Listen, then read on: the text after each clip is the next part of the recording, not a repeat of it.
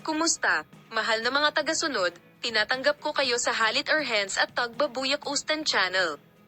Na-publish na ang mga unang visual mula sa serye sa TV na Like There's No Tomorrow. Inilabas na ang mga unang visual mula sa teleseryeng There's No Tomorrow, isa sa mga bagong proyekto ng Gay. Sa direksyon ni Zeynep Gunay, pinagbibidahan ng serye sina Halit or Hens at Tugbabuyak Ustan.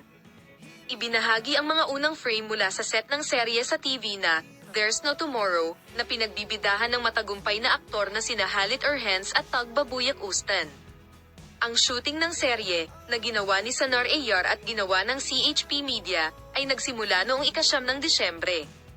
Sa direksyon ni Zeynep Gunay, ang seryeng TEOG ay ginawang isang serye sa TV ng screenwriter na si Eken Atalar, isa sa mga pelikulang 2003 na idinirect ni Van Gogh, at sasalubungin ang mga manonood sa mga gay screen. Para bang wala ng bukas, ang young actress nagsama-sama si Manolya at ang makaranasang mamamahayag na si Hakan para sa isang panayam at sa pagkakataong ito ay tungkol sa komplikadong relasyon na nagsisimula. Salamat sa lahat sa panonood ng aking video. Paalam, makita ka sa mga bagong video.